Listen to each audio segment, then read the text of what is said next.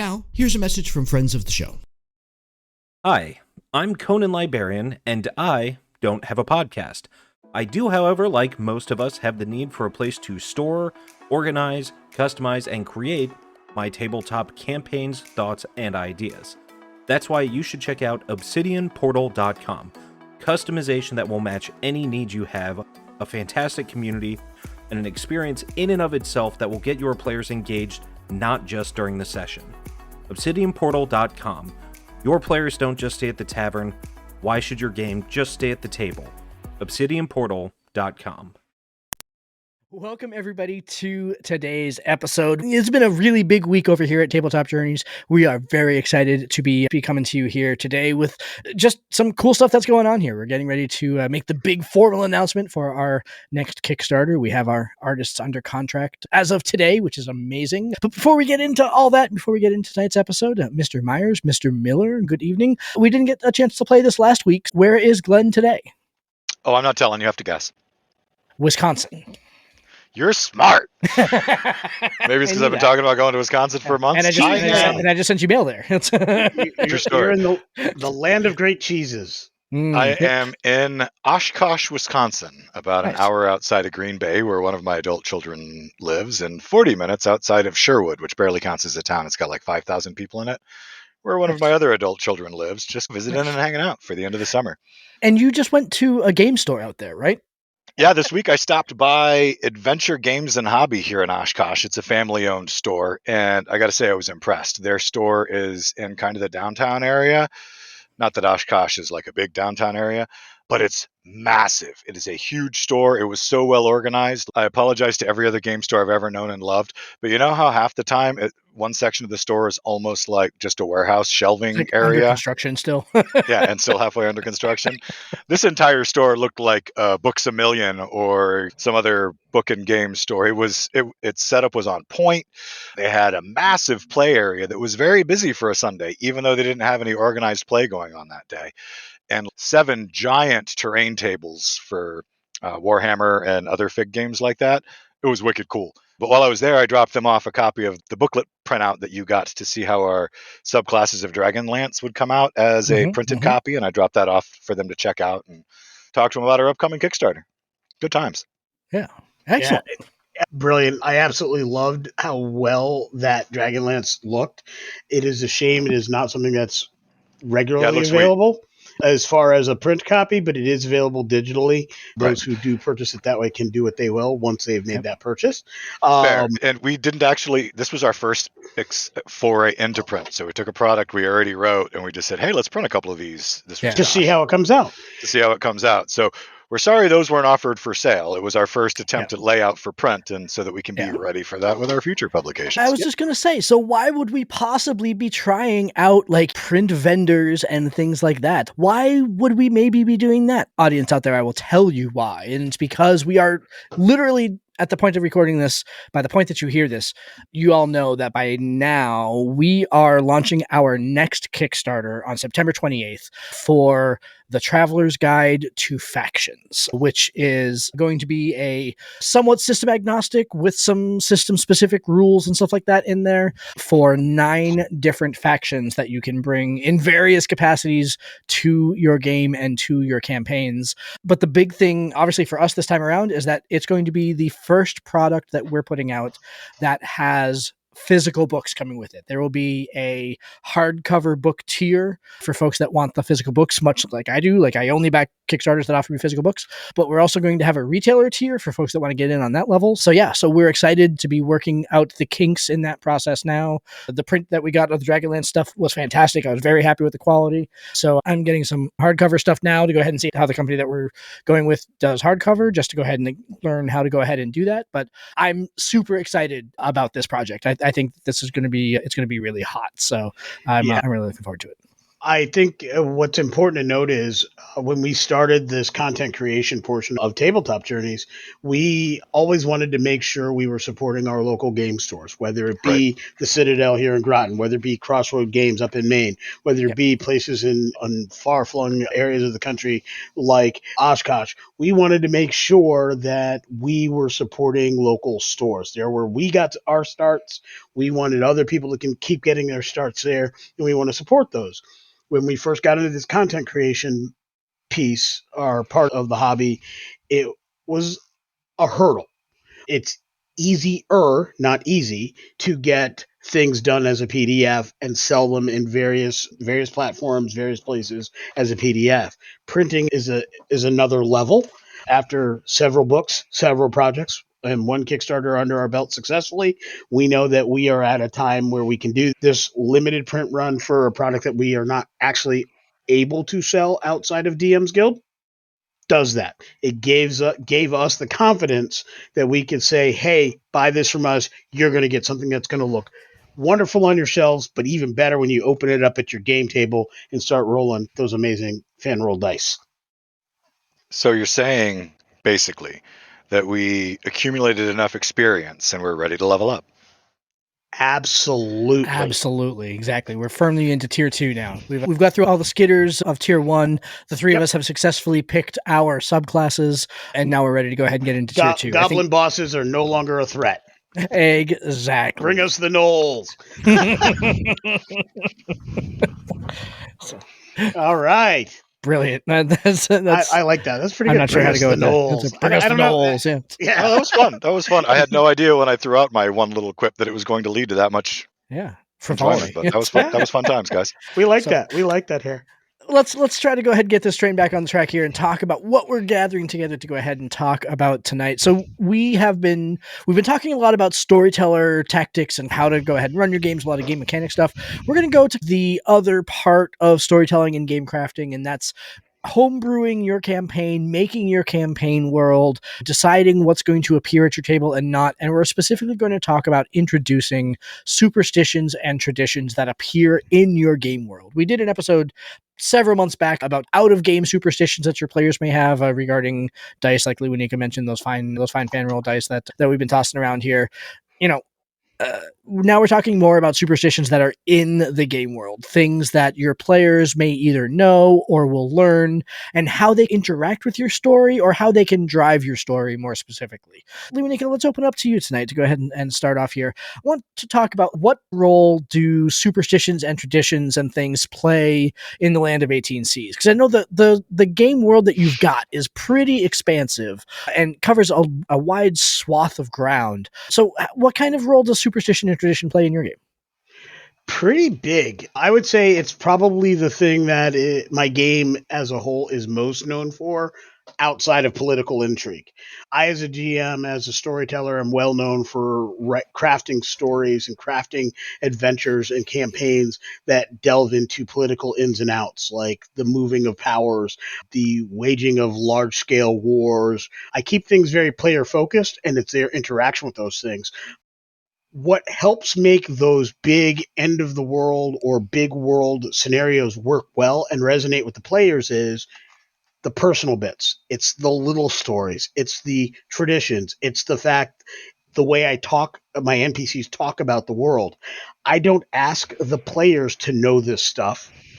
I tend to create some small documents with some of the basics, put them where my players can find them, but my NPCs are very much steeped in these traditions. One of the big ones that I used in the Land of 18 Seas, one of the first ones I created, was naming the 4 seasons. I've played in Faerun for a long time. They had their own calendar and their own months. I played in Greyhawk when I first started coming up. They had their own names for the various months. That is one of those things. It's actually a very Tolkien-esque tradition where you start naming dates, calendar events, or the passage of time in different ways, and that creates its own tradition. It creates its own immersion for players in your game world. I, however, as as a storyteller with ADHD, struggle with remembering 12 different months. Sure. And then keeping track of where that is in the game. So what I chose to do, This time around with the Land of 18 Seas was not focused on what the months were. I just named the seasons. There's the winter, spring, summer, fall. However, what I did was I named winter season shelter season. I named spring season planting season. I named fall harvest season. And for summer, depending on what culture you were from, it had two different names. It was either trade season or Vike season, because my northern islands is home to a number of different peoples and traditions that are similar to the Norse and Northern traditions. For them, it's Vike season. For everybody else, it's trade season. That's when you go about trading with other locales.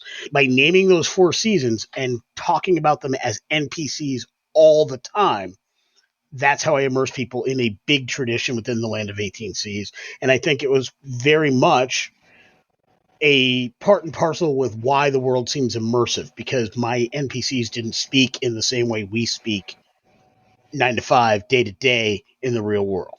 Nice. What about you, Glenn? How'd you, because I know you're still working on the game world of the Boiling Seas on some level, but what about superstition and tradition, and how does it interact with what's going on there? There's a whole lot still in progress for creating the traditions of the Boiling Seas. The way that I started was I started with inventing a calendar, and I have separate names for all the months, etc. But then one of the things that I've really done for the beginning structure of it is looked at current cultures and other cultures for the different holidays and the traditions that surround them that happen at various points of the year and what's behind them, because almost every culture has some form of a harvest festival. So working from there and then breaking my way down, building a theology can be a big part of it, and the gods of that world are still very much under construction too. I think my best story for how I've really put together some superstitions and traditions actually comes from the ill-fated one playtest AP of the Shard of Zaros. But for that one, I think that it's a great example of why I usually come up with superstitions and traditions, because except for the ones that come up during play where I invent them on the fly, it's not something that I often put a huge amount of pre-thought into beyond that top level of regular holidays and stuff. But with the Shard of Zaros and the specific type of society that I designed in that game for y'all, since it was such a resource tight environment to include people, and it was a socialistic, lawful, not quite militant, but you had to do what you had to do. Everybody had to pull their weight kind of society. And then trying to figure out how to bring the players from different walks of life together is where my biggest one for that one started. Because if all of you came from these different towns and communities and you'd been raised as a weaver or a cooper or whatever it was that you've been apprenticing as or been raised as for your youth so far, I got to find a way to bring everybody together. And that's where the time of service was born, where every youth of Zaros in the last 2 years before adulthood basically go on 3-month tours in different types of work throughout the society. So in terms of a tradition, Josh, I believe you actually named the Dragonborn's version of it because you worked it right into your backstory and named it Drazaver. Yeah. Lewanika did as well. For the Elvish people, it was called Hummel Vimash. But for the majority of the Shard, it was simply referred to as their time of service because it was invented just for that purpose originally, as opposed to serving some theological purpose in another society. But I love the way you guys brought that together and made the whole thing more rich by tying it directly into your backstories. But honestly, that bit and the pieces of that world's culture that all of us were developing together is probably where my biggest pride in superstitions and traditions comes from. I loved what we did with that game. And when I say we, not just the 3 of us, but what each of the other players in that game, Ariana, who worked with me closely in our piece of that game, and Mike, everybody who was involved with that knocked it out of the park. I loved the pieces that everybody else worked on. I was thinking in my head, it's going to be fun someday to play a Dragonborn out of Josh's piece. It's going to be fun someday to play out of that piece. There was everybody's piece that it left me with, that's awesome. And that's really the goal here, is to get that level of immersion, and coming up with different cultural names is perfectly the way to do that. That just brings them to life. Yeah. Not even the Dragonborn that I had, but Mike playing a Dragonborn, Mike from 19 Hits the Dragon playing a Dragonborn, that was totally different. From a different Dragonborn culture. From a totally different Dragonborn culture. And my culture that was very, very pluralistic, very lack of identity, lack of self. It was, we are part of a collective. We only spoke in plural pronouns, everything like that. And then you got Mike's, which was much more of a kind of like traditional Dragonborn, like, what the hell is going on with this guy over here, and why is he talking so weird? I don't running around with pamphlets for the Winged Mother. Yeah, exactly. So it was really fun to explore that whole side of things and a different take on the Dragonborn that I'd never seen before. And that's how superstitions and traditions factor into my games when I do them, is I try to make them very specifically drive the plot or be derived from the plot, right? I use them a lot, right? And I have used in kind of a variety of different capacities, but like in even my most recent game world, the continent of Kalispar, for example, there is one of the, oh boy, which adventure was this in? The Mystery of the Mines of Carrigshaw, which was a game that I ran at Drinking and Dragons a couple of years ago. The whole mission is that basically there's this group of people, this group of investigators that are sent by the crown to investigate this mine where people are turning into stone when they go into the mine, right? Mm-hmm. There's this whole plot line about how to go ahead and do that. As a B-roll sort of side quest to that, they are traveling from like the very civilized, centralized, cosmopolitan section of the country to basically like the backwoods section of the country where there are weird traditions and things like that. And one of the traditions that is there is that every spring there's a festival called the Pond Riot, where people in the town don these garishly large wooden masks and search the town for who they believe are hags, right? Who are like, there was a word, and I'm blanking on the word, but basically people who they think are going to grow into hags, and they unceremoniously steal them from their house and throw them into the pond in the middle of town. And that they think that if they make it out of the pond, then that's fine. They're not going to be hags. But that if they are not able to crawl out of the pond, that it's because they're going to grow into a hag. And so they are fine with culling those people from their society. So it's this weird kind of dark tradition that is, it's part like Mardi Gras parade, it's part like Salem witch trial, it's part of, so it's this like weird superstition that like exists behind this perfectly legitimate like mission that's going on in the front ground. And so depending on how long they're there and depending on what time of season they go and everything like that, they can interact with this. And NPCs that they come in contact with kind of throughout the adventure, they'll see these garishly large wooden masks hanging on their wall. And that becomes a point to emphasize as people are interacting with people throughout the mission, is that they have these masks. And if they drill into that, they can go down this rabbit hole of weirdness that kind of exists underneath the surface of the perfectly legitimate mission. So. No, that's really cool. I like it a lot. You may as well have, you could have just given them like a scale and a duck and had them weigh them to see if they weighed the same as a duck. Very much, yeah. But I was totally picking up on all of the correlations there. And yeah. I think that's fantastic. Yeah, yeah. And actually, it did remind me that in the Boiling Seas, the biggest area that had been developed was in Revelry the Bard with some of the stuff from the college. Oh, yeah, totally. Yeah, the stuff that you were doing with Revelry, and those blog entries are still up on the TT Journeys website, but the stuff that you were developing about how, again, like the other side of superstitions, of course, is traditions, right? Without being weird, traditions become weird and then become superstitions, right? But like the traditions that Revelry went through, the ritual of going through the Bard College and the things that Revelry experienced as they were going through there, the particular rituals that kind of applied there are totally exactly the same kind of thing that I'm talking about. Nothing that is ever going to necessarily, something that is going to be a point of interest for the players, but is not necessarily going to distract from the plot, right? It's going to augment the plot and it's going to add a little bit of salt to the soup, but it's not going to overtake the soup, right? No, I could totally sit at your knee and learn a lot on the subject, I can tell, because mine come about organically for the setting I'm creating for the story that I'm telling right now. Yeah.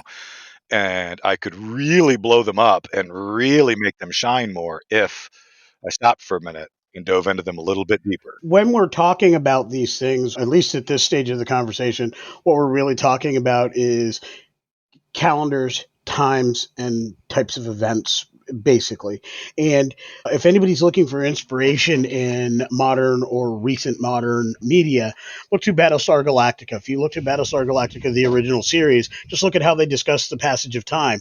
Instead of minutes and hours, they did yarns and centons. I actually reversed those. So they did centons for minutes and they did yarns for time. Star Blazers back in the day, they had their own distance. If Star Trek originally had distance, at least in the movie era, they had distance, but Klingons discussed distance as kilograms.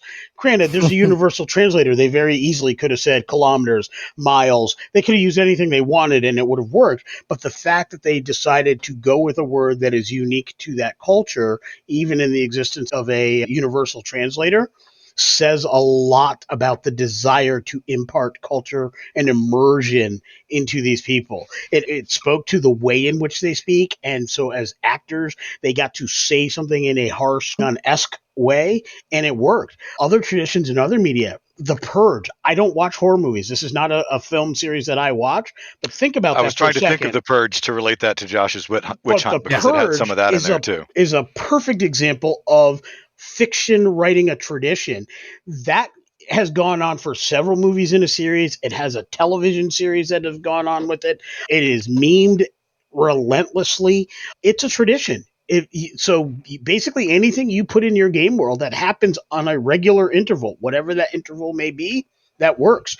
My first D&D game when I moved back to Connecticut, I talked about this pilgrimage that took place every 100 years. I was on it. Yeah, and I did the whole campaign was based about this pilgrimage that walked the world of the entire campaign world and hit all the different culture, nationalities, nations of the campaign world, and it was called the Footsteps of the Gods, and it was thousands of years ago, the last gods walked a specific path, and this pilgrimage theoretically walks to each of the places that the gods walked. That's building in a tradition. And even in Picard season 3, Federation Days, they built in a tradition. It's a foolish tradition. Don't put all your ships in one place. Bad idea. Bad idea, Ripley. Bad idea. The streams there a little bit, but yeah, that's okay. But it's you didn't mention Firefly, about how like Firefly, the influence that the Chinese language plays in Firefly. There is so much tradition laced throughout Firefly. That's part of what made that show so fantastic and sucked in so many fans and got, honestly, the voice and support to take a canceled series and turn it into a full-length major motion picture capstone. Oh, like the entire planet that believes that Jane is a hero. That's the kind of stuff that that's the kind of stuff that influences where I'm working and what I'm going for, is trying to find out not just that things exist in my world, but why do they exist and the way that they exist. And the companion culture and how deeply that went through their society, far beyond the concept of a simple skin game. It was much more, and they were accepted and respected, etc. Even the There's Reaver so many Society. Pieces. Like even when they start getting into like the reason that Reavers exist and how they broke apart from society, and what trying to go ahead and take monsters like the Reavers and make them seem sympathetic is not easy for the things that the Reavers do. I will never forgive Miranda them. did it with the PAX. I don't remember the number. PAX. I will never forgive them. Oh no, they will.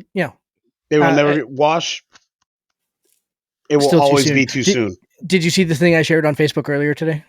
I did not. It's a video of this guy is doing. He's doing like a laser woodcut of the last scene from Wash when the Reaver. Spoiler alert for folks that haven't seen Firefly. Wash dies at the end. Yeah, 20-year-old movie. Right, whatever. Right, but he's doing like the laser cut. That hurt a little as it's printing. It's I'm a leaf on the wind. Watch how he's like, oh, it got cut off. That's frustrating that it got 3/4 of the way through the sentence and then just like unceremoniously ended right at the end there. But that's weird. Whatever. I even went ahead and took the little thing and I made look, I even made it so like a little stand. If you just take this little other piece and just put it through the middle, but just like now it just stands and he turns it sideways and it's a Reaver spear as the stand sticking out of the plaque. It's just like, you've got to watch it. It's hysterical. Nope, anybody that wants to see it, it hurts too much. Still too soon. Still too soon. It'll always be too soon. Yeah. It'll always be too soon. But these are the kind of things that we're talking about, right? These are the kinds of things that really, again, they add salt to the stew. Another one that I used a lot is, again, when we were just talking about not just stating that things exist, but why things exist, right? When I was starting to plot out part of the campaign world and had the section of the world where the dwarves live and the section of the world where humans had encroached and how they were getting closer and closer, but there was this gigantic forest in between them. And I was like, why would there be, like, why would that forest still exist? Like, why would that still be there? And one of the things that I pieced together in my game world is that's because the very militant humans that live on that side of it, near the stronghold of dwarven fortresses that live there, they routinely run war games through that, where they try to simulate attacks on each other. Right. And there's this whole, like, again, this whole like ritual aspect that goes to it. Like there's like a flag that is that the dwarven king like keeps behind his throne that he's stolen from the inner sanctum of the human fortress. Right. And like his challenge to them every year is to go ahead and get it back and everything like that, you know. So all those kinds of things. It's not just, you know, what superstitions and traditions and things like that. Again, they don't explain that things exist. They explain why they exist. And that's how I think you can really make them rich in your campaign world. So Absolutely. Glenn, earlier on, you mentioned holidays and going into different cultures and that. I think that's a great place to start. Like you said, most cultures have harvests and such like that, solstices, plantings, festivals are pretty common. Other things that are very common among many cultures, weddings, births, death rituals. So coming up with new and fantasy ways of describing these or naming them becomes a really great way to build traditions. Your players don't have to get married. Players in my Land of 18 Seas games are actually betrothed and about to be married. We've had several couplings along amongst my Northerners. I'm actually writing a blog entry about that now because the off-session conversation that followed last night's game was amazing. What these guys have done for It's actually inter-party continuing now. A comment from Jeremy just popped up on yeah, they've been going all day. It's amazing. Some of it is a little not ready for public consumption, but most of it is really good. We have consent. We've actually done our session 0, so everybody's on board. And I cut it about 11 o'clock this afternoon. Those traditions are part of it. Birth tradition, death traditions, naming conventions. Those are all things that really lead into this. So if you as a storyteller are working these things in, that's great. If you don't have players that are in that kind of game, or you don't necessarily have the consent to have inter-party marrying or coupling in your game, that's fine. You don't have to. But what you can do is have your NPCs. That shop owner can say, my daughter's getting married. You guys did a great job beating the goblins back last week. We would be honored if you were guests at my daughter's wedding. And then put in some traditions. Maybe instead of flowers, they all have apples. Maybe it's not a garter that gets thrown or a bouquet that gets thrown. Maybe it's Peck a kid in the face with an apple? No, I'm thinking maybe the tradition is they have the daughter's bassinet swinging and wedding goers get to throw flowers into it or something like that as the tradition. Yeah, or something or coins or something like that into the swinging bassinet as the tradition. That could be cool for couples, especially for cultures that are really all about carrying on the family. Yeah. Standard gift at every wedding could be one of the parent sides gives a cradle for the first child, for the and first that's where child. gifts go. There's lots of stuff. Yeah, there's all kinds of things like that. And you can borrow from different traditions as well. Here at Tabletop Journeys, we've leveled up our game and we're prepared to make your next roll legendary. We've just started a partnership with FanRoll Dice, and they have over 300 product options to choose from. Gemstone, metal, new liquid core dice, and so much more. Better yet, listeners to the Tabletop Journeys podcast can get 10% off on their orders when they follow the link below and use discount code PODCAST10. A portion of these purchases come back to us, and this is a great way for you to help support the show.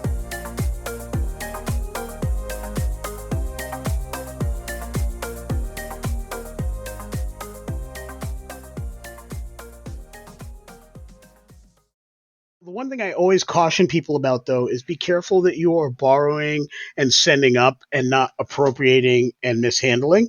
There are some traditions that are uniquely identifiable, and if not handled appropriately, could be viewed poorly. So again, safety tools are important and being aware of these things. I, as a general rule, don't utilize traditions that I am not a part of.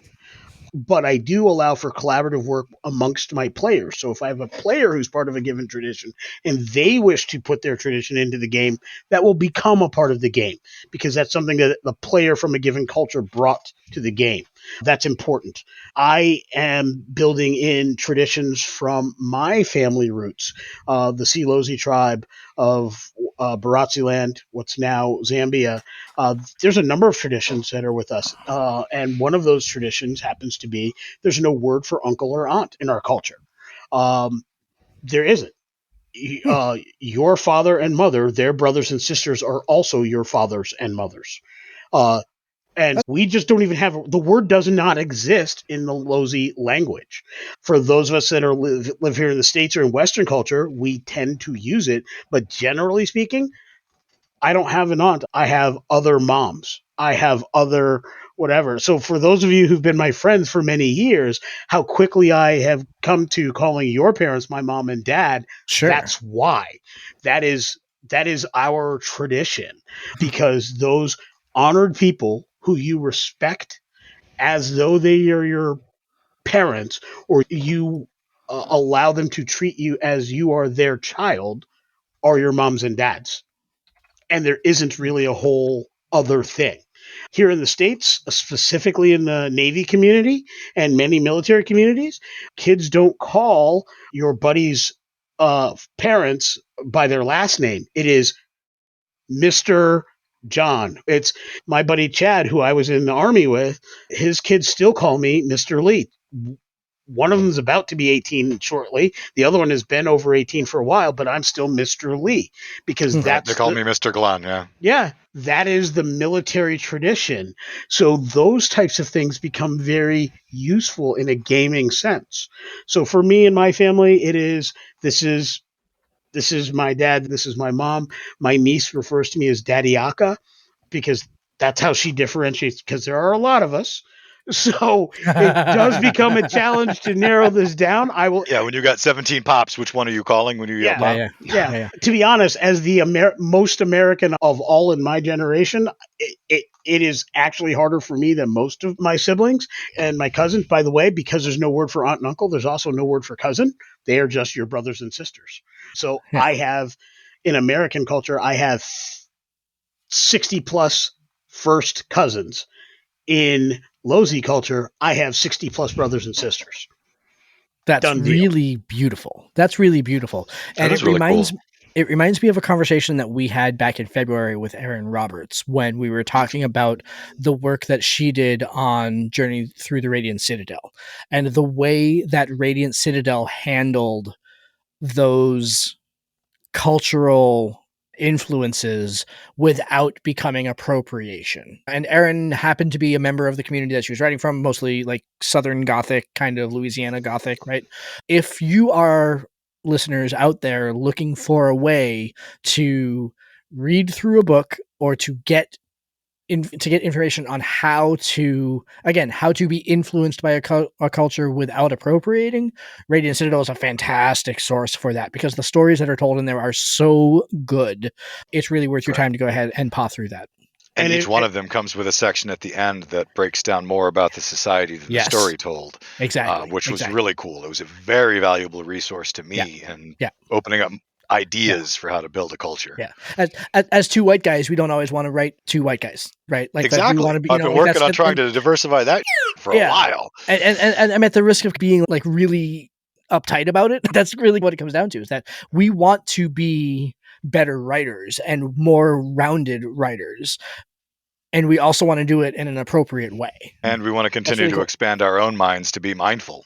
And learn more about other cultures. Yeah, and exactly. It should be noted, since we're on the topic of the Radiant Citadel, one of my favorite books on my shelf, Ajit George, the person behind that passion project and that wonderful book, made a point of making sure that the people who were writing the various stories came from the various communities. So they got to tell their own stories. So they were looking for culture. Right. So one of the things that I did with the Land of 18 Seas was make a multicultural world. And there are just cultures there that I talk about very top level. And if the players happen to journey there, I will find more things to do about it. So if somebody goes into an area that requires a certain type of culture, I've got a book like The Radiant Citadel is a great resource to put that in there. I can find media from that actual culture, and I would go to legitimate media to pick up on more touchstones that work well for that area. And I think that's a very important tool. If you ask yourself the question, does this seem right? There's a good chance that it might not be. Just be aware of that question needs to be asked sometimes, and you can always back that down a little bit. If you have a diverse table and players that you're gaming with, have your players create the various communities that they come from. If they are willing to build in something from their own culture, their own background, I wouldn't presume to tell the story of I'm just going to pick a random culture, a Polish tradition. I wouldn't know enough about it. I just don't. I have studied Norse history and lore to some extent. I have a number of books, the Icelanders. I've studied Beowulf. I've studied a whole number of Norse and Scandinavian books. So I have enough historical information that I feel confident that I could put that into a game without being appropriative. But I tend to stay away from the more religious elements of that when I put those into my stories because I don't have a lot of personal knowledge about those elements.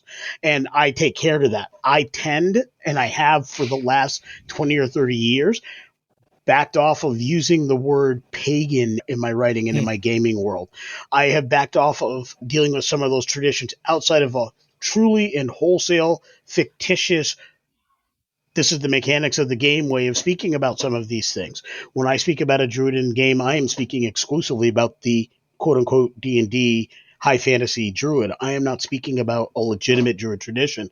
And it's important, and I make this distinction because I have friends who are Druids. I have friends who are part of these spiritual beliefs, and it's core and personal to them.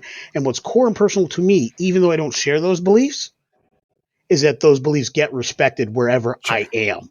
Not just at the game table, but wherever I am. I don't tolerate disrespect of other people's cultures in my life. So I make sure in my games that I'm trying to do that. And if anybody questions me, I am happy to back off immediate. If I am doing something by accident, all my players have to ever do is let me know, and I will immediately stop it. Yeah. That's the thing. None of us are born knowing everything. So you do the best you can until you know better. Once you know better, you do better. I don't remember the name of the woman who made the quote off the top of my head, but that's a quote. Yeah. So that actually feeds really nicely into kind of the next thing on my list to go ahead and talk about in the realm of superstition and tradition, and that's astrological significance and how that may have influenced certain things. So I wanted to ask about the shard in particular, Glenn, because again, so this is the 1D playtest that maybe one day we'll make air, but otherwise it's just a really good time to play through. But ostensibly, we were floating on a half-exploded planetoid. More like a tenth of the planet. Yeah. Yeah. What sort of had you decided on any sort of astrological significance to like where we were or what was going on? Or I know that there was a lot of collaboration with the players there. Had any of the players come up with anything about the region of space that we happened to be in?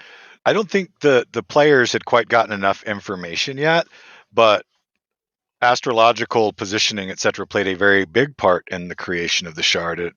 And this is spoiler alert, but basically the way the shard was formed was an advanced race that the people now think were gods, but they weren't. They were just a lot more powerful than them and mostly used them as a slave labor force, etc., except for a few who argued for their rights, like Grivka, who became the one god of the area once it was done.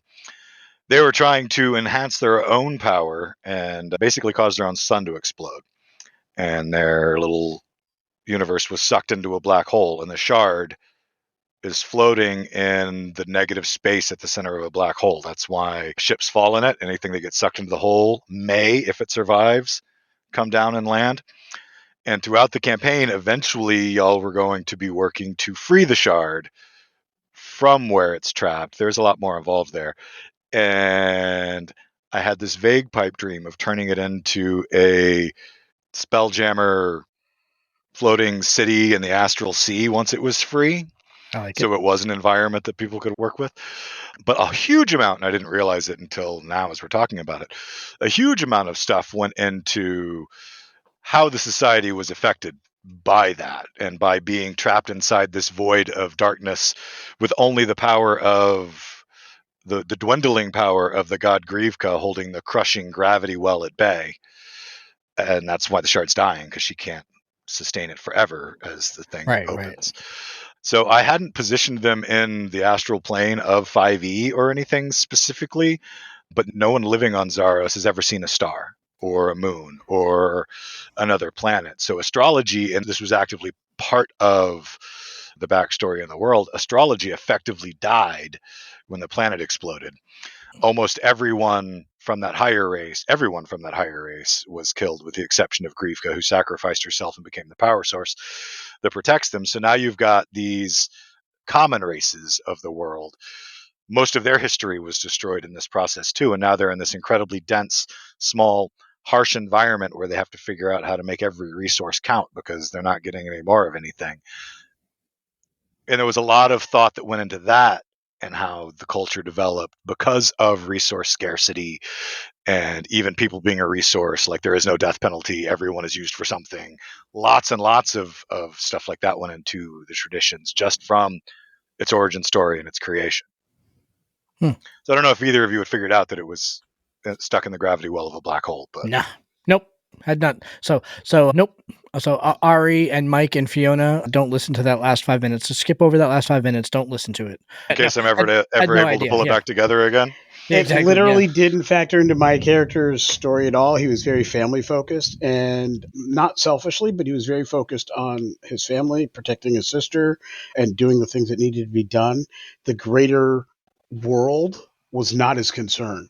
And oddly, I think that played in perfectly. That's the case for most citizens of Zaros, so it was perfect. Their focus is their daily life, what they have to do to help make the society run. Absolutely, and it plays into exactly what you're going for, which is in a world where there's not enough food, water, heat, building materials, resources. The scavenging group that Mike came up with was perfect. Yeah. That goes out and scavenges crashes and stuff for resources because, continue. Yeah, in a world where those are the primary concerns, everything is existential. Where you are, everything is existential. Where you are in the universe is non-important to the day-to-day life until somebody reveals that is also existential. And then that becomes the primary focus. So until that was going to be revealed through our adventures, it would have never crossed my mind to even worry about it. Being able to start spreading out into other worlds outside of where Zaros was trapped is what would have led y'all down those paths, and you would have found more clues. And but maybe one day it'll get a reboot.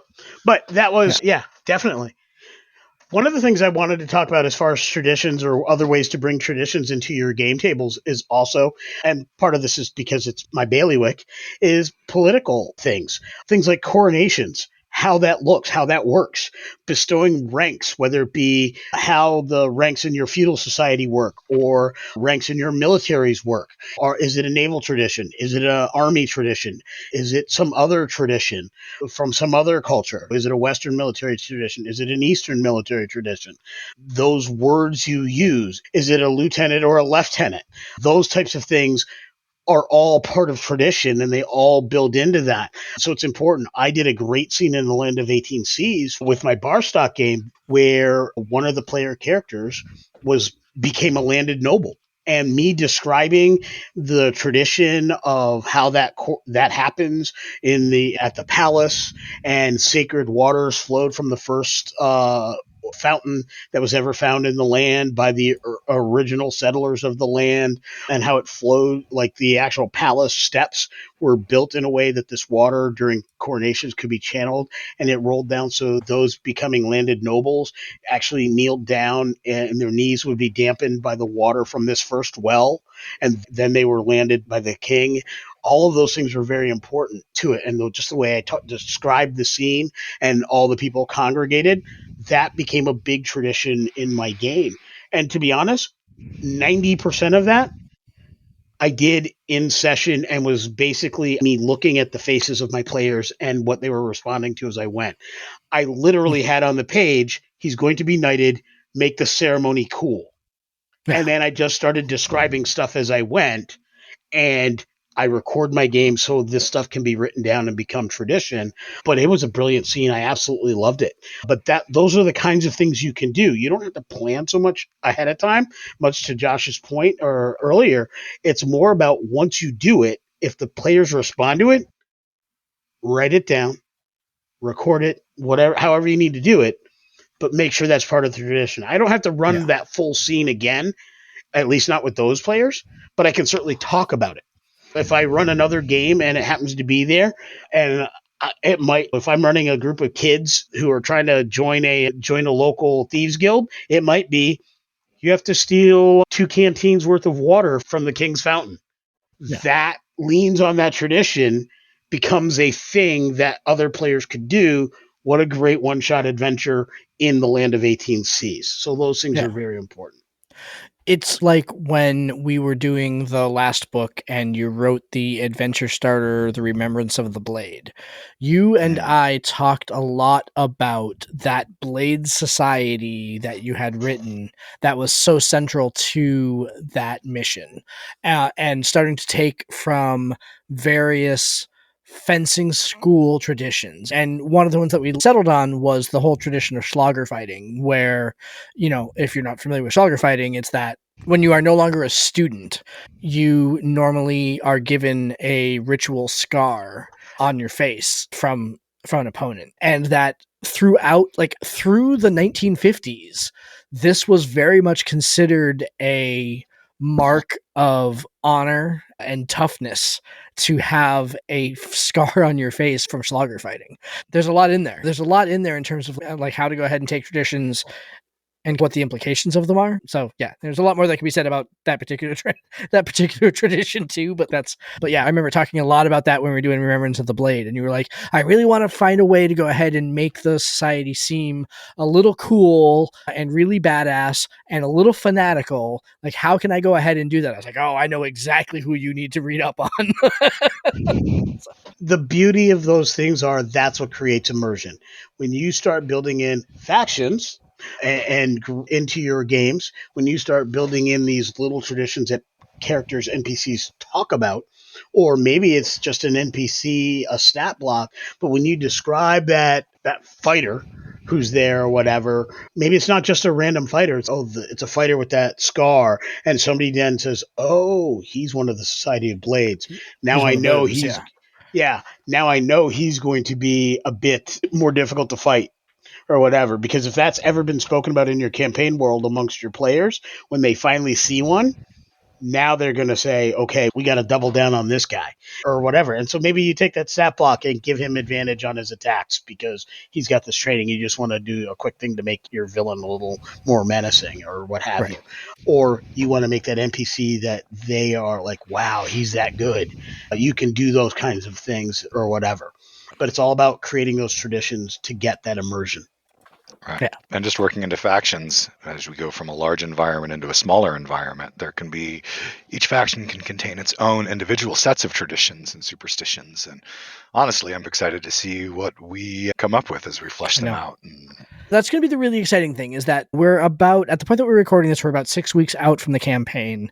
We've laid out what's going to be in the book, but now it's getting down to the solid part of writing. And that goes down to like how we approach a campaign, that we want the core offering to be done before the campaign is done, at least in rough form, to go ahead and make sure that we have time to go ahead and work on stretch goals and everything like that. But the way that we're laying out these factions is going to be really interesting. We're going to do a whole episode on what this book is going to be during the Kickstarter, so that you can hear all about it as we're going through it. But we really think you're going to enjoy this. We really think you're going to like this. So it'll be a good time. Yep.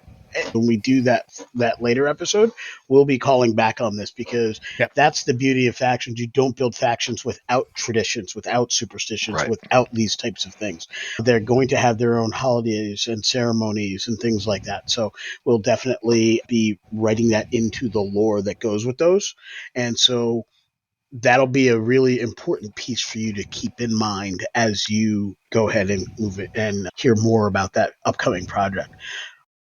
While we're here, I did want to talk about religions, and not real world religions specifically, but fantasy religions, tabletop religions, in-game religions. And these are things that I think we have lots of modern media to talk about.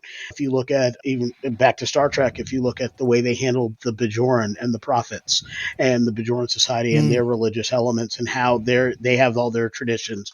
If you look at the Ferengi and the rules of acquisition, that is a very religious type of attitude and tradition that they hold. Many of the different things, the Klingon talk of Stovacor, and the tradition when a Klingon warrior dies, he's honored by his friends while they kneel, look down at him, say some Klingon words, and then look up and rah and yell.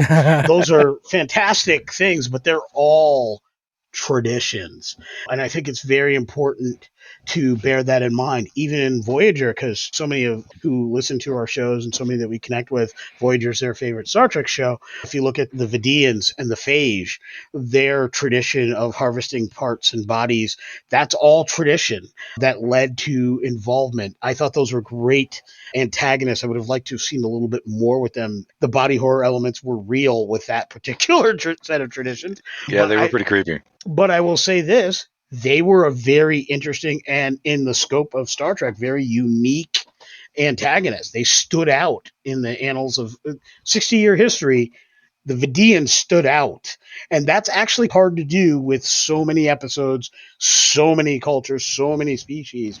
But it's largely because of not just the cinematography, not just the acting in those episodes by guest stars and stars, but because of the traditions that were not specifically spoken about, but the traditions that we just intuitively understood based on what we saw.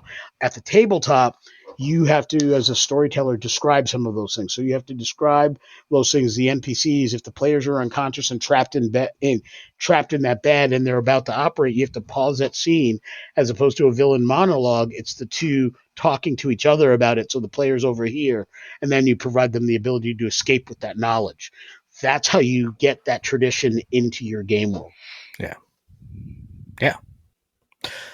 Cool. I also wanted to mention, as far as bringing traditions into our tabletop games, is I also wanted to mention nightmares and family traditions. I am a person who has, through most of my life, been plagued by nightmares. Some of those things can be useful in traditions. You can build NPCs that are afraid of a different thing, and then you can have that be a monster that appears in your game.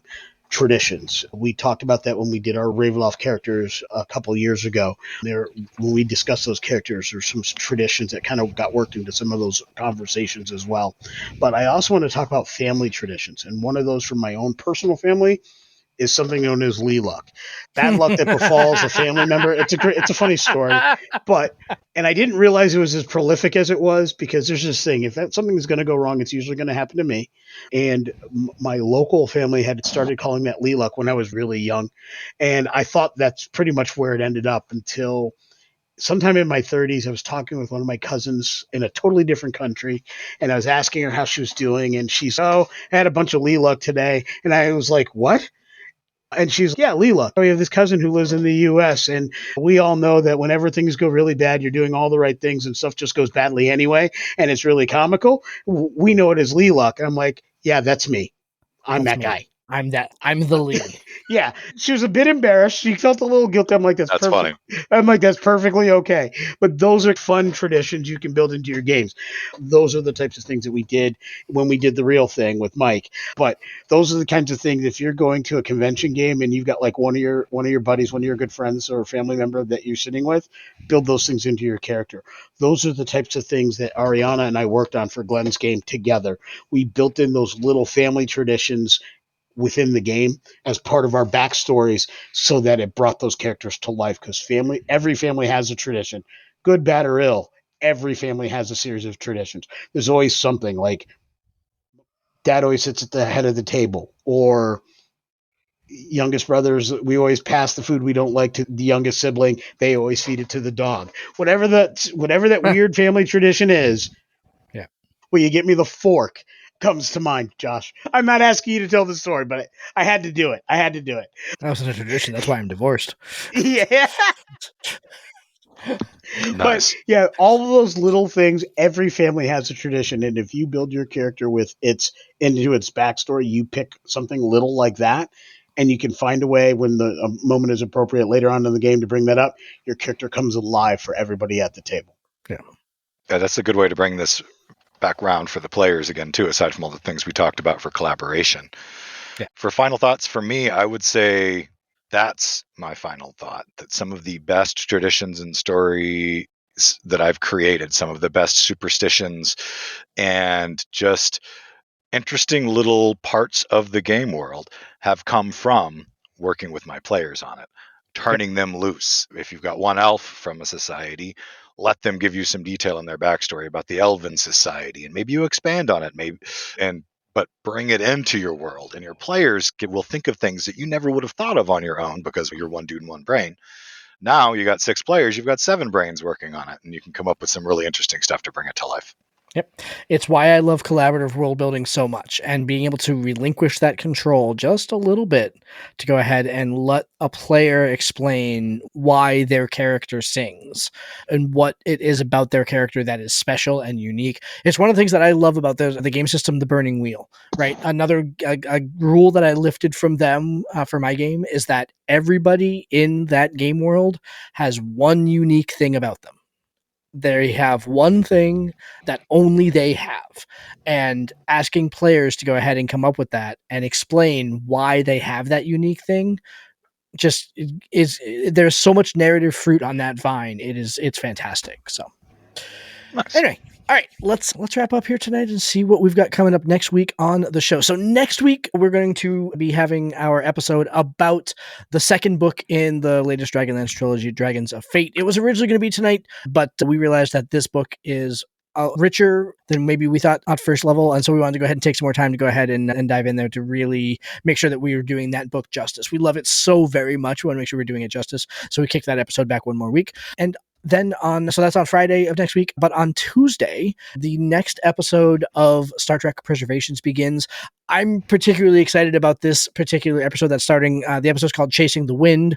It is the first of a kind of trilogy of episodes that I'm running, a mini arc that's happening in the middle of season 1 here.